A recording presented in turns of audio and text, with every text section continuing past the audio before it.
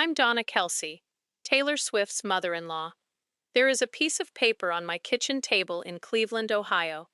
It has been in a drawer since the 4th of July, and I took it out on Sunday, and I have not put it back. It is one page, folded twice, written in pen, in handwriting that is genuinely difficult to read because my eldest son has the worst handwriting of any adult male I have ever encountered and has had since about 1994. It is a speech. It is the best man's speech that Jason Kelce did not give at my son's wedding. He gave one. You have heard about it, or seen it, or read a description of it. Jason stood up at Madison Square Garden on the 3rd of July and gave a best man's speech that made 1,000 people cry and then laugh inside about 90 seconds, which is a thing he can do and always could. It was extraordinary. Everybody said so. It has been described in about 400 articles. That is the one he gave. There was another one. It was in the inside pocket of his jacket the entire evening. He had written it about 6 days earlier. He had it with him at the rehearsal dinner on the 2nd, and he had it on him during the ceremony, and he had it on him when he stood up and gave the other one. And at some point that night, he took it out of his pocket and gave it to me. I want to tell you how that happened, because it was about 11 seconds long, and neither of us said very much. It was late, past 1 in the morning. The reception had gone into the part of the night where the crowd thins and the music slows, and people who are not going to leave have found chairs. I was standing near the edge of the room, and Jason came over. And he did not say anything.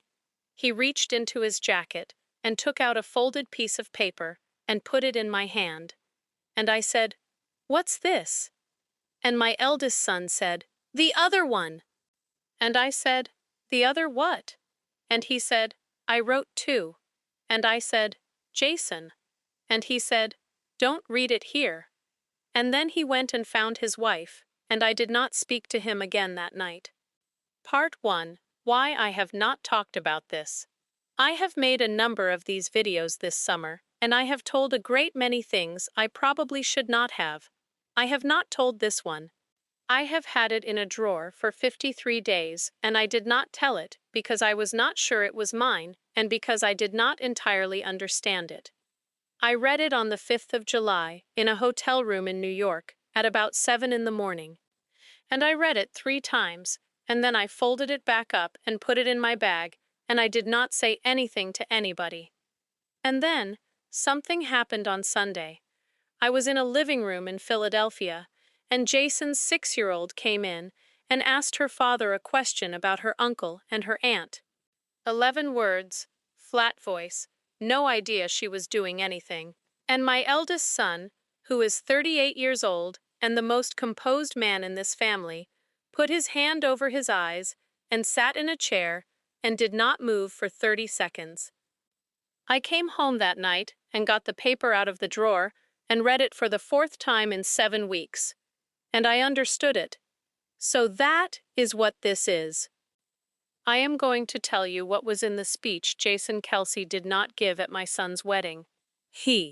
And I want to tell you who it is for, because that is the part that stopped me at 7 in the morning in a hotel room on the 5th of July. It is not for Travis. The speech he gave was for Travis, delivered to 1,000 people, and it was one of the best things anybody in that room had ever heard. The one in my drawer is addressed to one person, and her name is written at the top with a full stop after it. It says, Taylor. 400 words, in pen, on one sheet of good paper, from a man who has told the world approximately nothing about himself in 15 years. It contains an apology. It contains a thing he thought in the autumn of 2023 that he has never said out loud to anybody, including his own wife. It contains an admission about something Taylor Swift did for him in 2024 that he only found out about afterward, and that she has never mentioned, and that I did not know about until Monday. And there are 9 words at the bottom that I have read 25 times in 7 weeks and am not allowed to tell you. She does not know it exists. 53 days. She has no idea. She has been in my kitchen twice since the 4th of July, and it has been in a drawer 4 feet from where she was sitting. I asked him on Monday whether I could talk about it, and he thought about it for about 2 minutes, and then said yes, and then gave me one condition, which I am going to honor, and which I will tell you about at the end. Part 2. What he did give. Let me do the one everybody heard first, because you need it for contrast. He stood up at about 9:40 in the evening. He had notes. Jason always has notes, and Jason never uses them, and that night he had a card in his hand that he looked at twice in 8 minutes and did not read from once. It was funny for about 4 minutes. It was about Travis, about being brothers, about Euclid, Ohio, and a driveway, and a boy who was too loud for every room he was ever in. There was a story about a bunk bed.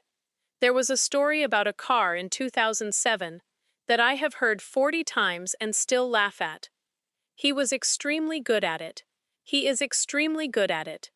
That man has been the best public speaker in our family since he was about 19 years old, and everybody in that room knew they were watching somebody do a thing well. And then, near the end, he turned to Taylor, and he said about 90 seconds that were not funny. I am not going to reproduce it because it exists and it has been described and it is not mine. But the shape of it was, "Welcome, and thank you for what you have done to my brother, and I have watched him get bigger since he met you, and I did not know a person could get bigger."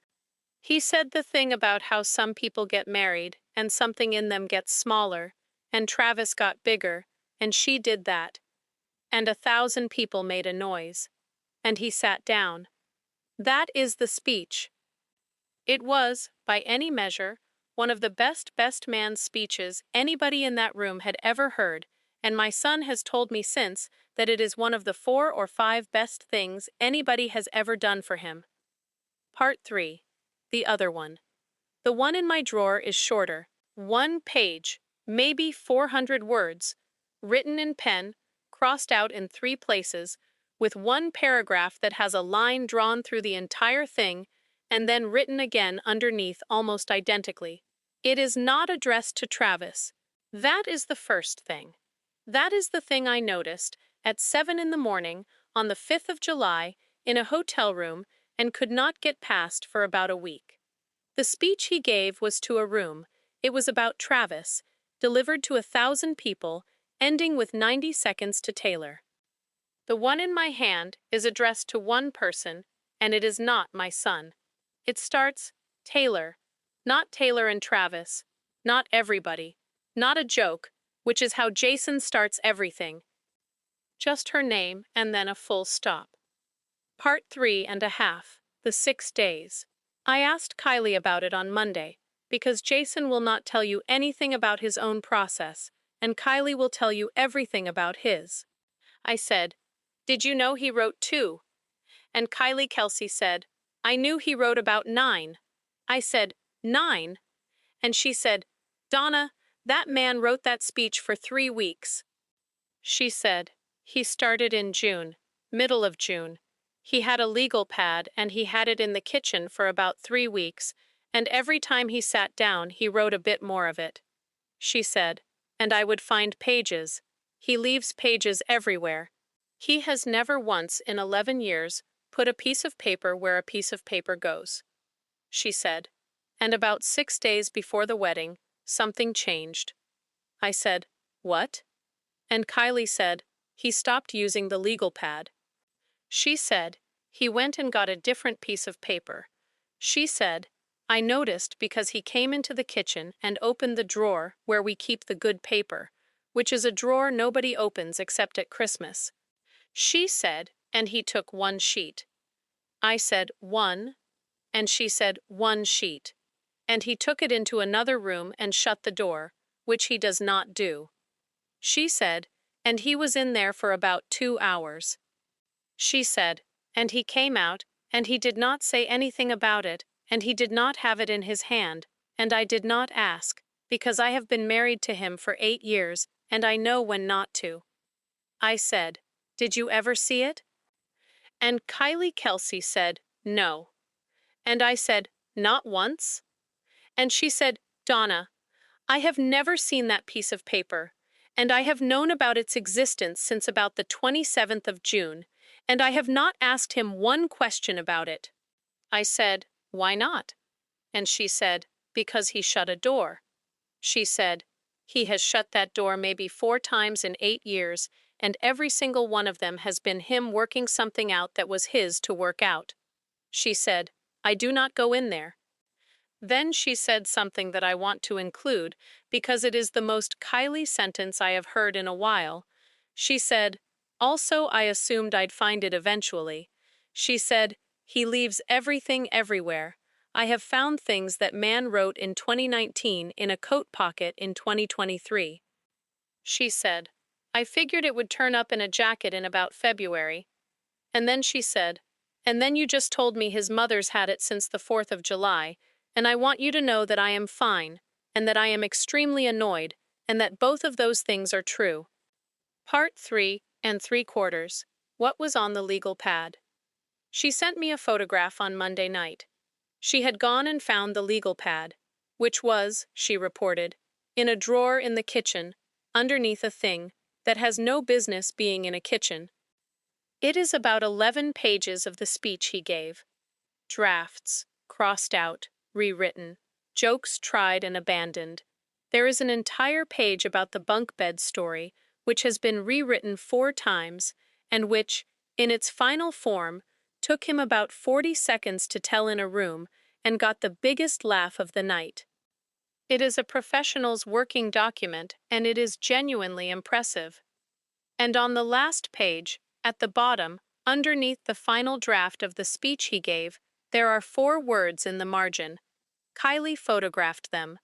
It says, "Say the real one." She said, "That's the 27th. I said, "How do you know?"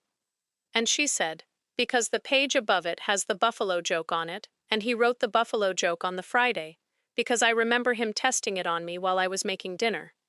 So on about the 27th of June, Jason Kelce finished the speech he was going to give. The good one, the funny one, the one that made 1,000 people cry. And he looked at it and wrote 4 words in the margin. "Say the real one." And then he went and got a single sheet of good paper out of a drawer nobody opens and shut a door for 2 hours. And then he did not say the real one. I asked him about the 4 words on Tuesday. I said, "Kylie found your legal pad." And Jason said, "Oh, for God's sake." And I said, "What does say the real one mean?" And there was a pause on that phone. And my eldest son said, "It means what it says." He said, I finished the speech, and I read it back, and I thought, this is a really good speech, and it is not the true thing. I said, "So you wrote the true thing?" And he said, "Yeah." And I said, "And then you did not say it." And Jason Kelce said, "Yeah." Then he said, "I wrote Say the Real One, and then I spent 6 days working out that I was not going to, and that is genuinely how long it took me." He said, "I did not decide in the room. I want to be clear about that. It was not nerves, and I did not chicken out at 9:40 at night." He said, "I decided about 4 days before, and then I brought it anyway." I said, "Why did you bring it if you'd decided?" And he said, "I don't know." Then he said, in case. Part 4, what it says. I am going to give you the substance of it, and I am going to be careful, because he said yes with a condition, and the condition is about the last paragraph. So you will get the first 3/4 properly, and the last part I will describe rather than quote. It opens with an apology. He apologizes to her for something, and he does it in the second sentence, and there is no preamble at all. He apologizes for taking a year. He writes, "And this I can give you, because it is in the part he cleared." He writes, "It took me about a year to work out what to do with you, and I want to say sorry for that year." I want to explain what he means, because if you do not know the history, it sounds like nothing. Taylor and Travis went public in September of 2023. Jason did not properly meet her until January of 2024, in Buffalo, in the divisional round, in 18-degree weather, on the day he famously took his shirt off in the stands and got carried around by Bills fans. That is when they met.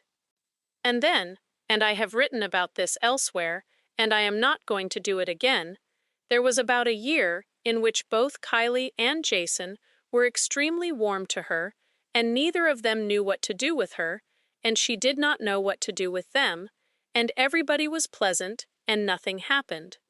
Kylie has talked about her half of that year. She has told me directly that it took her a year to work out how to be normal with somebody who requires a security team to come to dinner. Jason has never said one word about his half. Until, apparently, 6 days before the wedding, in pen, on one page, in the worst handwriting in Pennsylvania. He writes about what he thought at the beginning. And here is where it gets hard, and where I understood why he did not stand up and read it in front of 1,000 people. He writes that he thought it would not last. He is very direct about it. He does not soften it. There is no version of that sentence in that paragraph that gives himself an exit. He writes that he watched his brother fall in love in about 4 weeks in the autumn of 2023, and that he had a specific thought, and the thought was, this is going to end, and it is going to level him. And then he writes the part that I have read probably 20 times. He writes, I have known that guy his whole life, and I have never once seen him not survive something. I thought this would be the first one. Part 5. The paragraph with the line through it.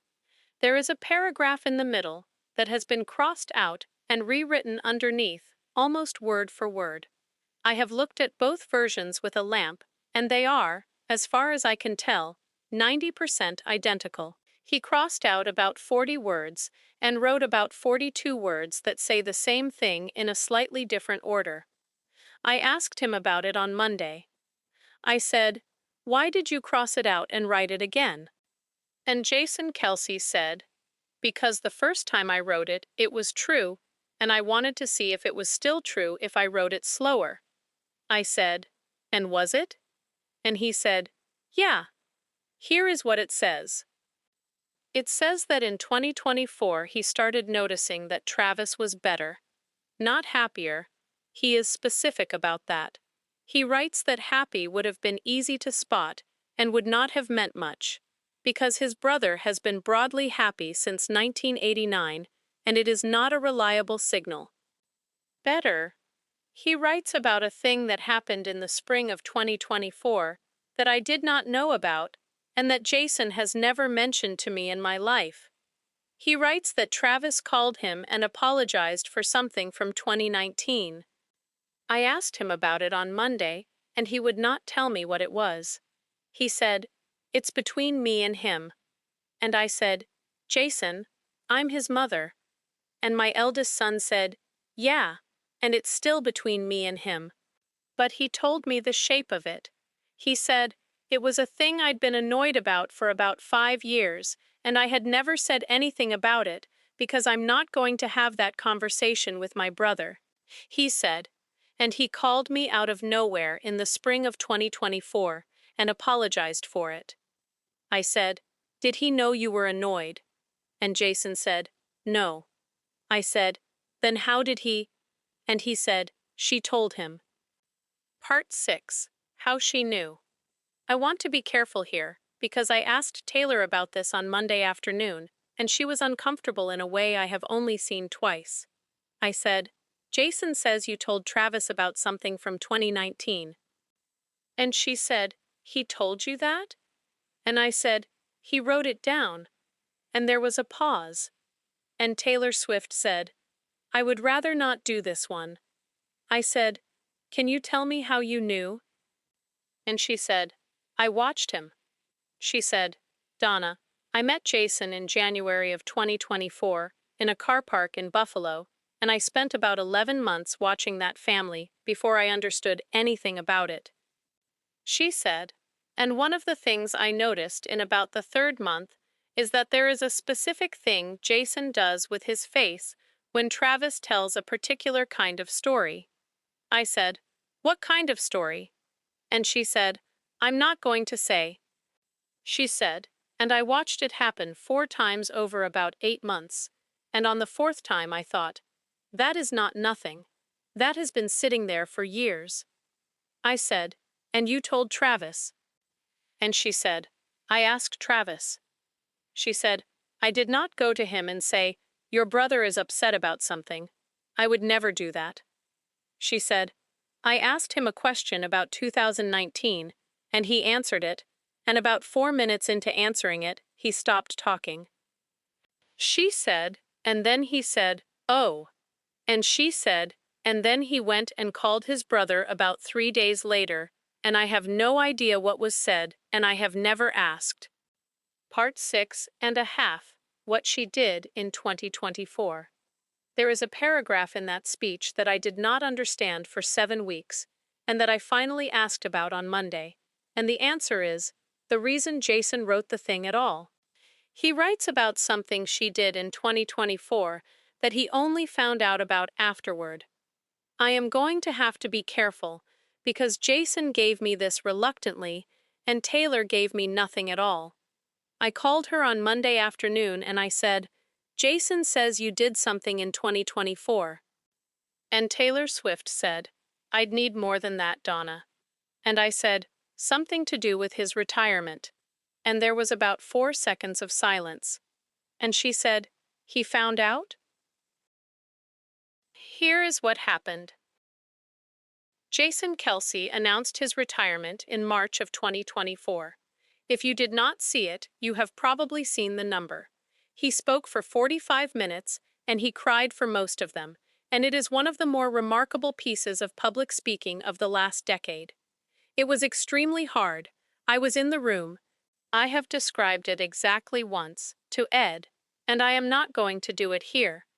What almost nobody knows is what happened in the 11 weeks before it. Jason had not decided. He had been not deciding since about January. He had been asked by everybody. There were pieces about it every week. There was a genuine, functioning industry of speculation about whether Jason Kelce was going to retire, and it ran from about November of 2023 until the day he stood up in March. And in the middle of that, somebody was going to write a book about it. I am not going to say who, and I am not going to say what. There was a project, it was legitimate, it was not a hit piece, it was not hostile, it was a serious thing by a serious person about the end of a career. And it was going to come out about 6 weeks after he retired. Jason did not want it. He never said so publicly.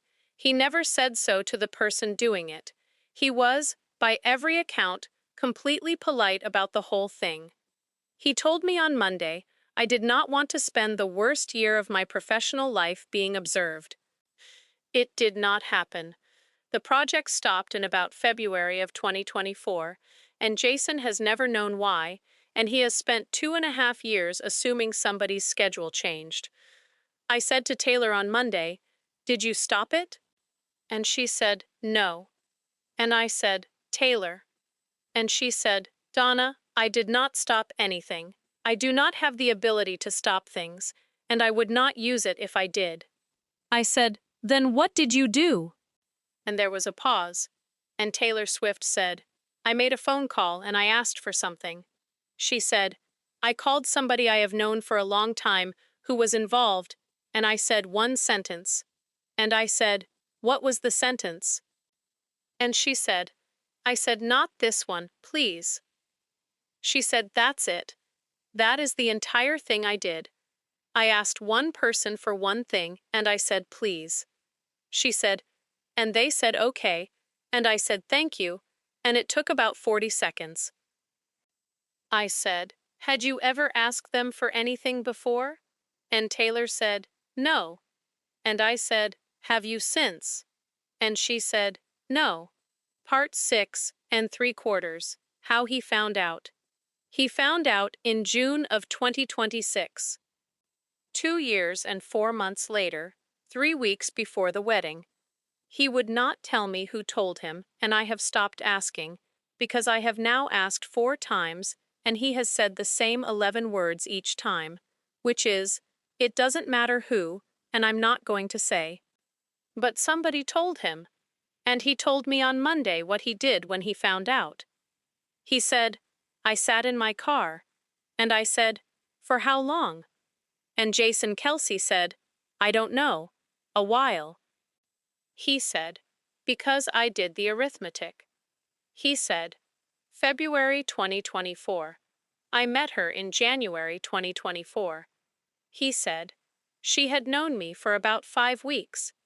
He said, Mom, I had met that woman one time, once in a car park in Buffalo in 18 degrees where I took my shirt off and made an absolute idiot of myself in front of her.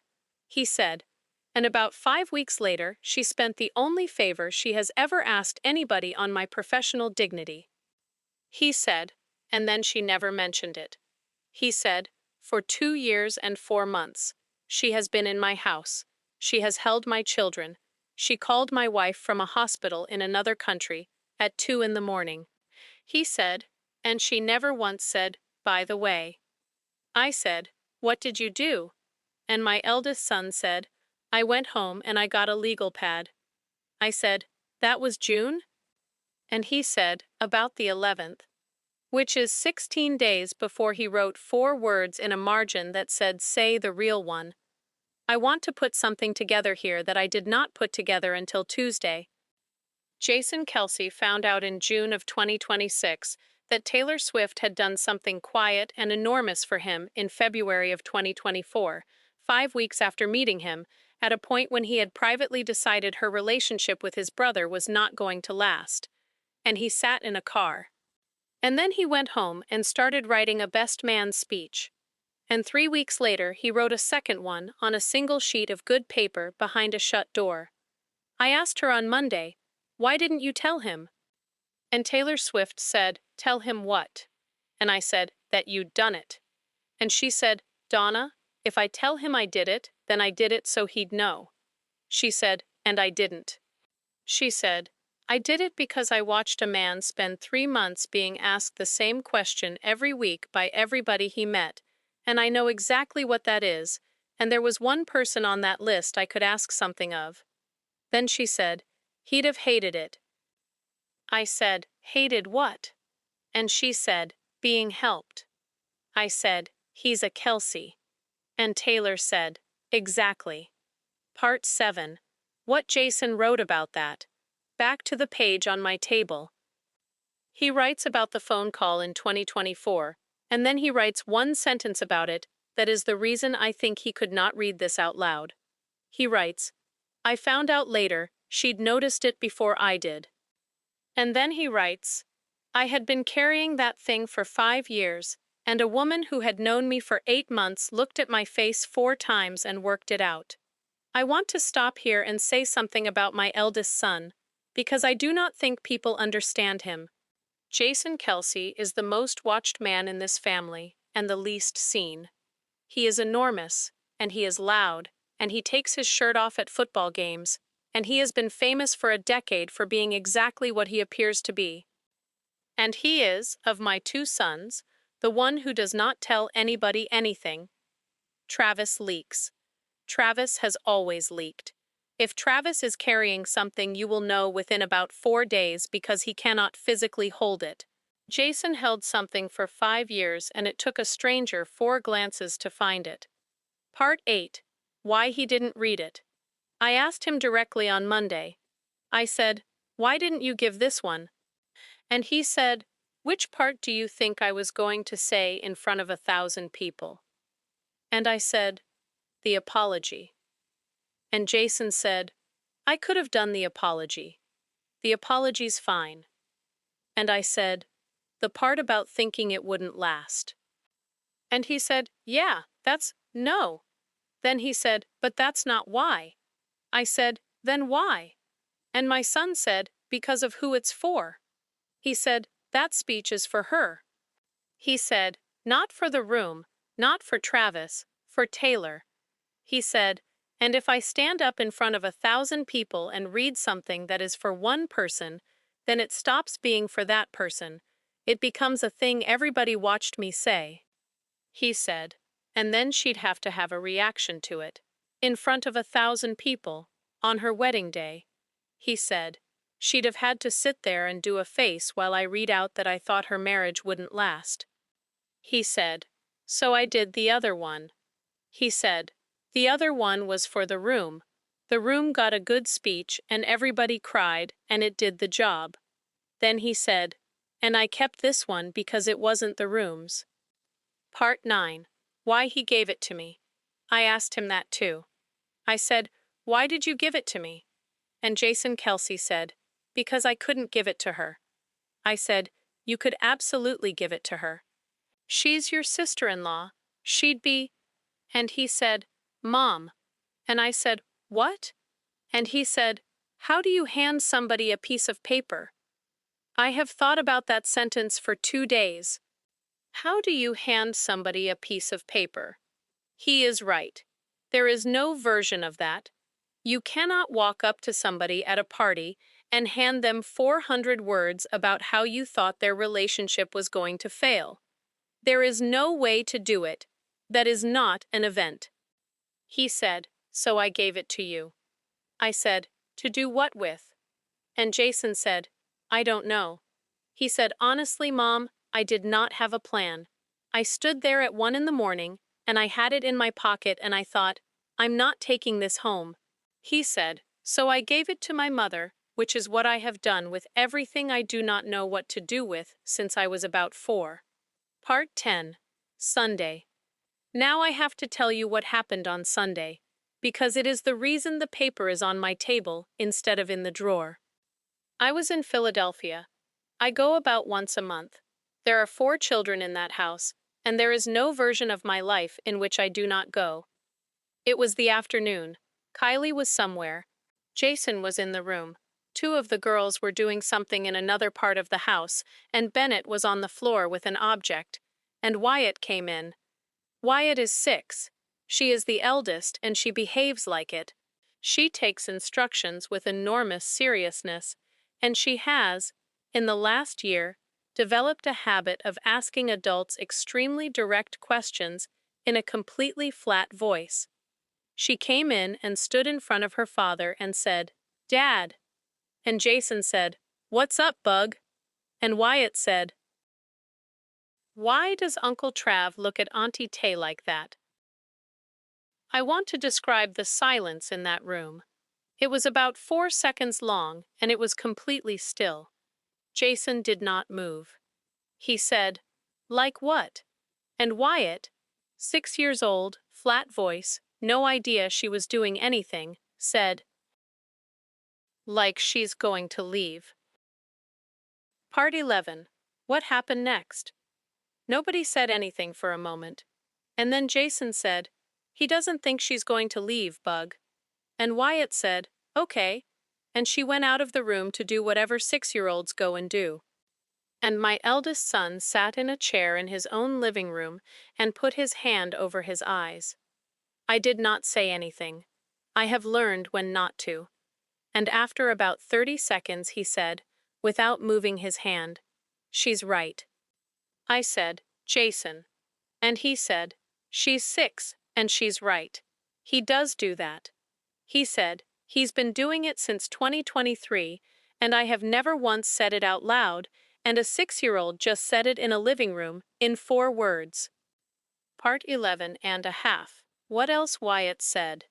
There is more to Sunday, and I left it out because I wanted to get to the point, and now I want to go back for it. About 20 minutes after Wyatt left the room, she came back. Jason had recovered. He does that fast. He was on the floor doing something with Bennett and an object, and I was in a chair pretending to read. And Wyatt came and stood in the doorway. And she said, Dad. And Jason said, without looking up, what's up, Bug? And Wyatt said, is Auntie Tay going to leave? I want you to understand what happened in that room. Jason stopped moving. Bennett kept going with the object, because Bennett is 4. I put down the thing I was pretending to read.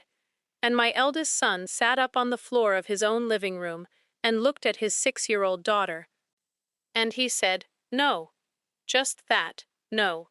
Flat, immediate, no explanation.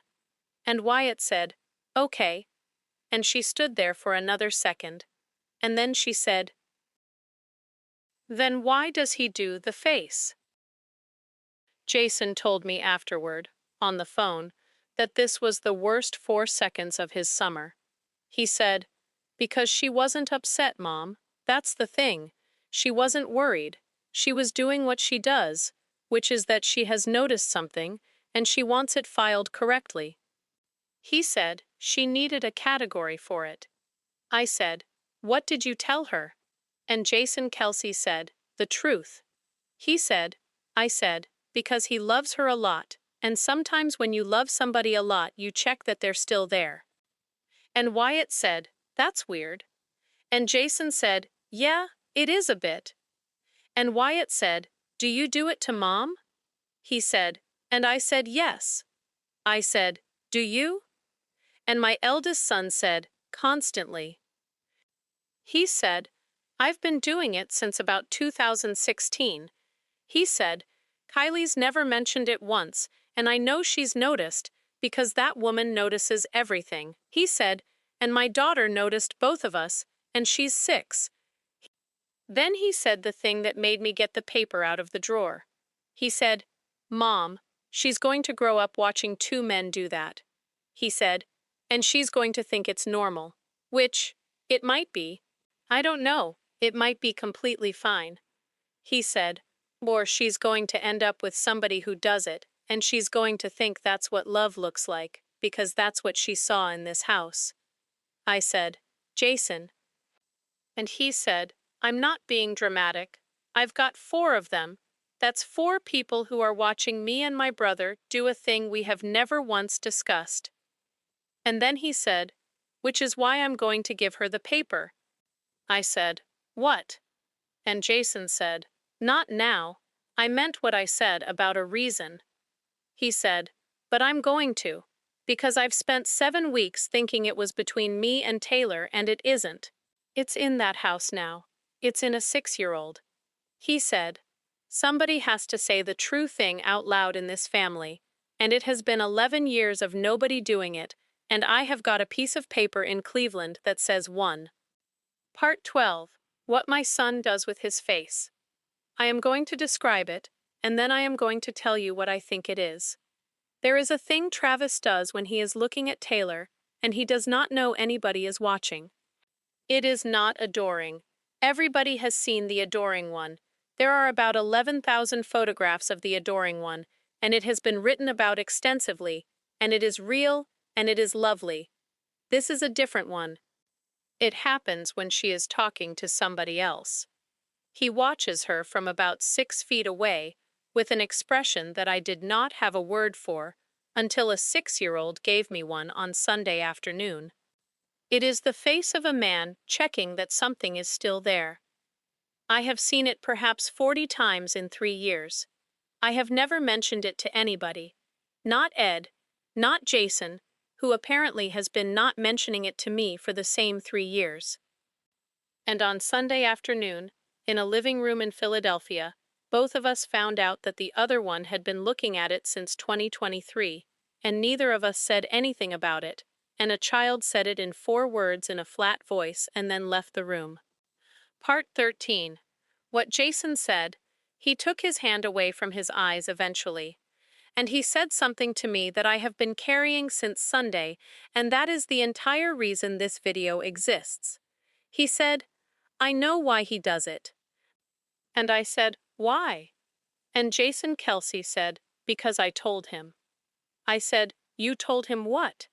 And he said, "In 2023. September. About 2 weeks after it went public." He said, "I called him and I said something, and I have thought about it every single day since, and I have never told anybody, including my wife." He said, I said, "Be careful." He said, "That's it. That's the whole thing." 2 words. He said, "I called my brother 2 weeks into the best thing that has ever happened to him, and I said, 'Be careful.'" I said, "What did you mean?" And he said, exactly what it sounds like. I meant don't get destroyed. I meant this is enormous, and you are 34, and it is going to end, and I do not want to watch you go through that. He said, I was trying to protect him. And then he said, and I have watched him look at her like that for 3 years, and I think I did it. Part 14. Whether he did. I want to say something about this because I have had 2 days and I have come to a conclusion. I do not think he did. I want to say that clearly, in case my eldest son is listening, which he is, because he listens to all of these and then sends me a text about one detail. Jason, you did not do that. 2 words in September of 2023 did not build a 3-year habit in a man's face. Here is what I think it actually is, and I said this to him on Monday on the telephone, and he did not agree with me, and I am going to say it here anyway. Travis has spent 3 years standing next to somebody the entire world wants. That is the whole thing. That is the entire mechanism, and it does not require a brother's phone call. There is not a room that man has walked into since September of 2023 in which every single person was not extremely interested in his wife. And he loves it. I want to be clear. He is proud of her in a way that is almost embarrassing to be around. He has never once, in 3 years, been anything other than delighted. And underneath that, 40 times that I have counted, when she is 6 feet away and talking to somebody else, his face does a thing. It is not insecurity in the small sense. It is a man doing an inventory. Part 15. What I did about it. I did something on Monday night, and I am not sure it was right. I called Taylor. And I did not tell her about the speech in my drawer, and I did not tell her what Jason said about 2023, and I did not tell her what Wyatt said in a living room. I asked her one question. I said, does he think you're going to leave? There was a silence on that telephone that was long enough that I said her name. And she said, I'm here. And I said, I shouldn't have. And Taylor Swift said, no, it's a fair question. She said, yes. She said it flat, yes. I said, he does? And she said, not consciously. He would tell you no, and he would be telling the truth. She said, but yes. I said, how do you know? And she said, because of what he does in hotels. Part 16. Hotels. She said, when we're somewhere and I leave a room, to do a thing, to take a call, whatever, he asks how long. I said, that's normal. And she said, every time, Donna. She said every single time, 3 years. He has never once not asked. She said, and it's not a big thing, it's not possessive, and it's not anxious, and there is nothing wrong with it. She said, it's how long, in a completely normal voice, and then whatever I say, he says, okay. She said, and then he is exactly where he was when I get back. Every time. In the same chair. I said, and you think that's? And she said, I think that's a man keeping track. And then she said the thing that made me put the paper on the table and leave it there. She said, and I have never once said anything about it, because if I say something about it, he'll stop doing it. She said, and I don't want him to stop. I said, you don't want him to stop? And Taylor Swift said, no. She said, Donna, I have been left by a great many people, and I have been left in public, and I have written about it for 20 years. She said, and I have never once in my life been with somebody who was afraid of losing me. She said, everybody I have been with has been extremely confident that they had me. She said, and I would like, once, to be with somebody who checks. Part 17, the last paragraph. I said I would describe the last paragraph rather than quote it, because that was the condition. It is 4 sentences long. It is the part where Jason stops apologizing and stops explaining and says the actual thing. I will tell you the shape. He tells her that he was wrong. He tells her, specifically and by name, what he was wrong about, the year, the 2 words in September of 2023, the thought he had in the autumn about how it would end. And then he tells her one thing that he has done since, that he has not told anybody, which is the thing I cannot quote, and which is small and practical, and has been going on for about 18 months, and which she does not know about. And then the last sentence. The last sentence is 9 words long, and I have read it about 25 times in 7 weeks, and it is the reason I could not put this paper back in the drawer on Sunday, and it is the reason I asked him on Monday whether I could talk about any of it. The condition he gave me was this. He said, "You can tell all of it except the last bit." And I said, "Why?" And Jason Kelce said, "Because I'm going to give her that one myself." I said, "When?" And he said, "I don't know." I said, "Jason." And he said, "I don't know, Mom. Sometime. When there's a reason." I said, "It's been 7 weeks." And my eldest son said, "Yeah, and I've had it in a drawer for 7 weeks, and you've had it in a drawer for 7 weeks, and neither of us has done anything, so let's not." Which is fair. Part 17 and a half. I told Ed. I told him on Monday night, in the kitchen, after I got off the phone with Taylor. I told him all of it, and it took about 12 minutes, and he did not say one word the entire time. And when I finished, my husband said, "Where is it?" And I said, "On the table." And Ed Kelce said, "Can I read it?" "I want to say something about that," he asked. Ed Kelce has been in this house since 1980, and there is a piece of paper on the kitchen table, and he asked whether he could read it. He could have read it at any point since Sunday. It has been sitting there. It is folded, but it is not hidden. He asked. I said, "It's Jason's." And he said, "I know." And I said, "He gave it to me." And Ed said, "I know." Then he said, "I'd like to read my son's handwriting." I gave it to him. He put his glasses on, which he resents, and he read it standing at the counter, and it took him about 4 minutes because Jason's handwriting is genuinely difficult. And he read it twice. And then he folded it back up along the same folds and put it back on the table exactly where it had been. And he said, "That's a good boy." That is it. That is the entire review. I have been married to that man for 46 years, and he read 400 words that his eldest son wrote in secret and did not deliver, and he said, "That's a good boy." And then he went and did something in another room for an hour. He came back at about 11, and he said, from the doorway, without any preamble, "Has he given it to her?" And I said, "No." And Ed said, "Is he going to?" And I said, "He says when there's a reason." And my husband stood in a doorway in Cleveland, Ohio, and said, "There's never a reason." I said, "What?" And he said, "There's never a reason. That's the whole thing about it. You wait for a reason, and there isn't one, and then it's 2041. I said, "Are you speaking from experience?" And Ed Kelce said, "Obviously." And then he went to bed. Part 17 and 3/4. Does Travis know? He does not. I want to be clear about that, because it is going to be the first thing everybody asks. My son does not know that his brother wrote a second speech, and he does not know that I have had it since the 4th of July, and he does not know one word of what is in it. I asked Jason on Tuesday whether I could tell him, and Jason said, he's going to hear the video.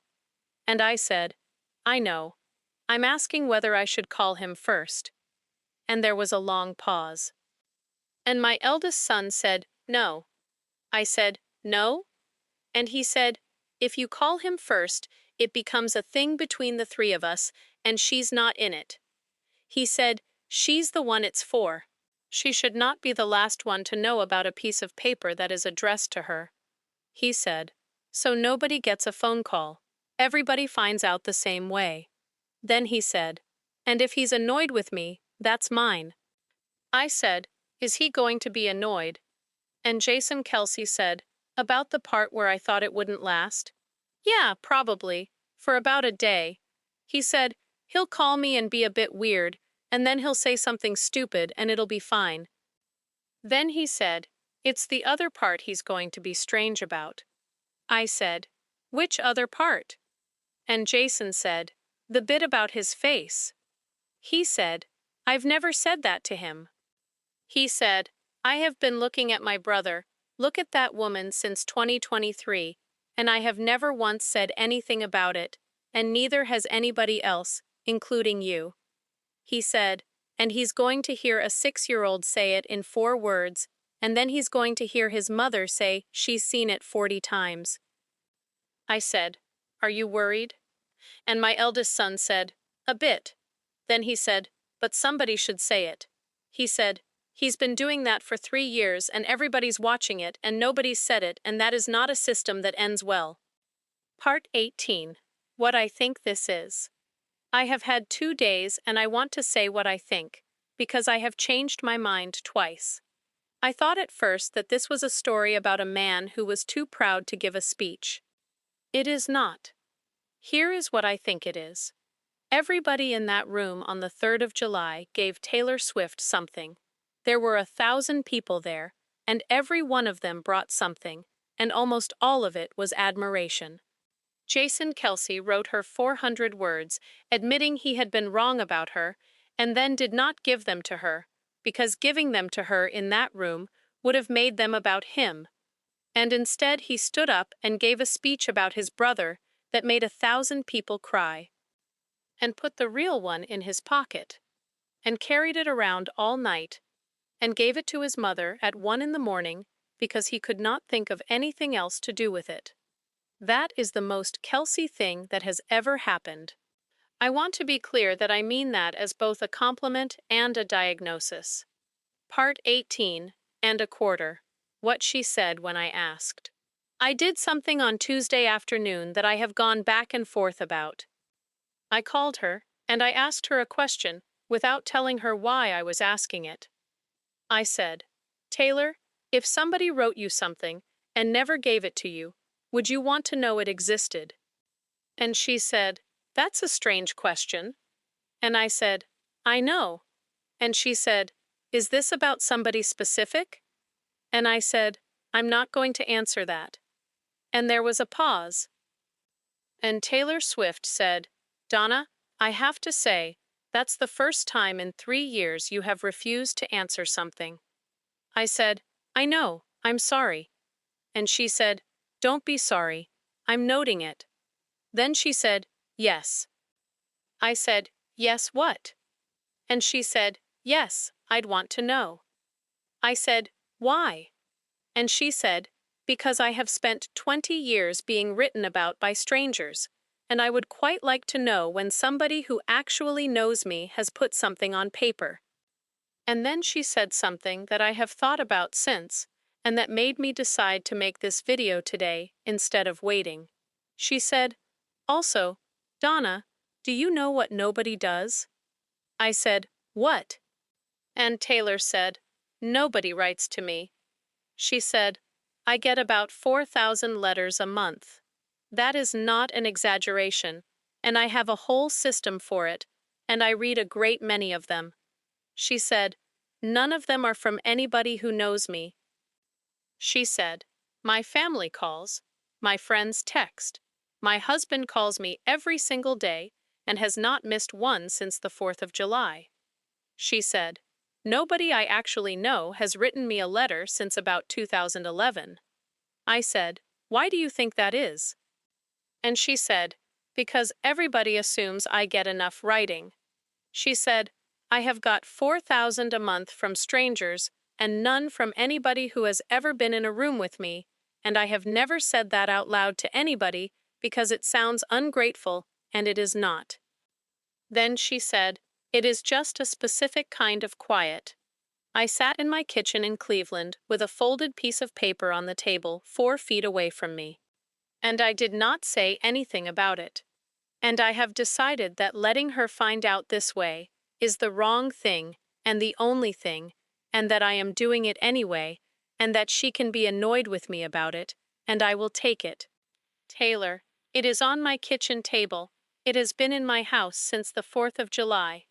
It is one page, and there are 9 words at the bottom, and it is addressed to you with a full stop after your name. Jason is going to give it to you himself, and he says, when there is a reason, and I have decided that a 6-year-old already gave him one. Nobody writes to you. Somebody did. Part 18 and a half. Mine. I have got one.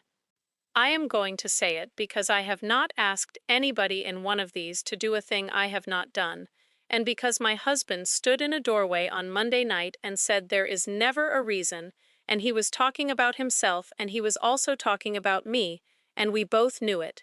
Mine is to my mother. She died in 1998. I am not going to give you the whole thing.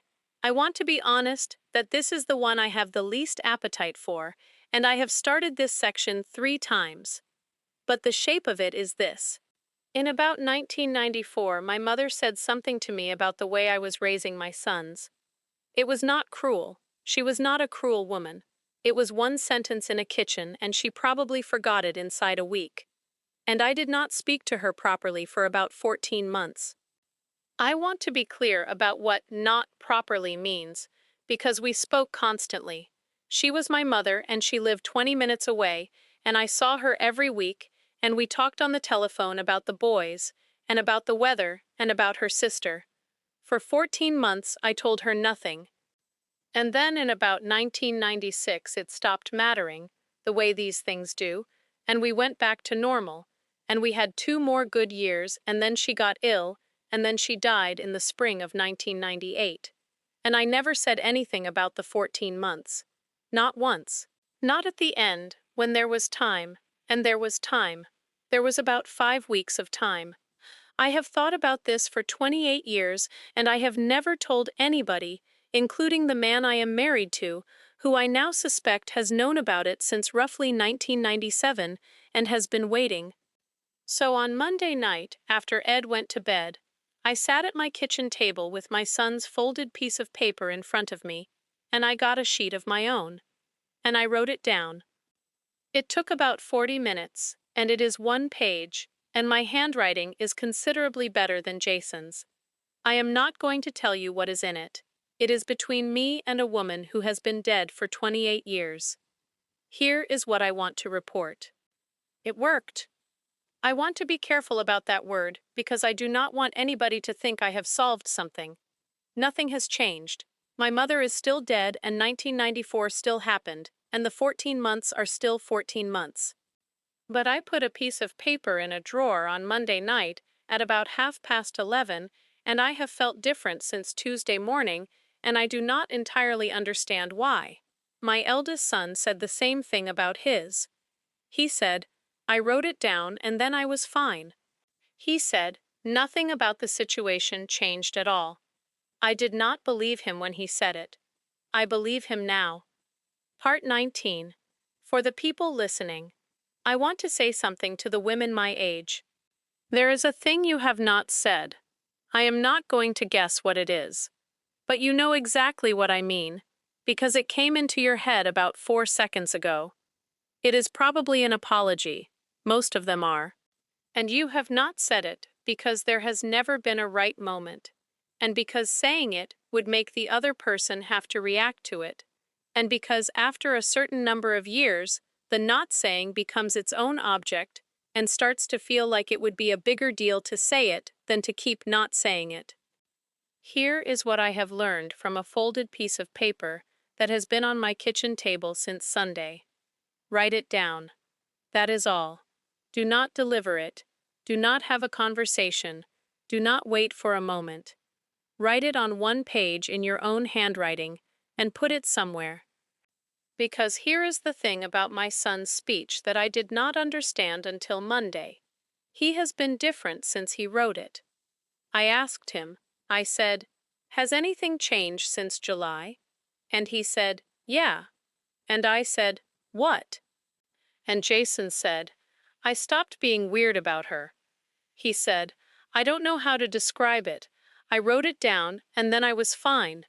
He said, I did not give it to her, and she does not know it exists, and nothing about the situation changed at all. He said, and I have been completely fine since about the 28th of June. Write it down. You do not have to give it to anybody. That is not what it is for. I'm Donna Kelce, Taylor Swift's mother-in-law. There is a piece of paper on my kitchen table in Cleveland, in the worst handwriting in Pennsylvania, and there are 9 words at the bottom of it that I have read 25 times and am not allowed to tell you. On the 3rd of July, my eldest son carried it in his jacket for 11 hours and then gave it to his mother at 1 in the morning because he could not think of anything else to do with it. He said he would give it to her when there was a reason. On Sunday afternoon, a 6-year-old in a living room in Philadelphia gave him one. And there is a second piece of paper now, in a drawer in the same kitchen, in considerably better handwriting, addressed to a woman who died in 1998. That one is not going anywhere. That one is not for anybody. That is not what it is for. She told me on Tuesday that nobody writes to her. 4,000 letters a month from strangers and not one, since about 2011, from anybody who has ever been in a room with her. There is one on my kitchen table. It has been 4 feet from her twice this summer, and she has never known it was there, and it is from a man who took his shirt off in a car park in Buffalo in 18-degree weather, about 5 weeks before he spent the only favor anybody has ever asked her on him without telling him. 19 days until Denver. Thank you for sitting with me today. Thank you for sitting with me today.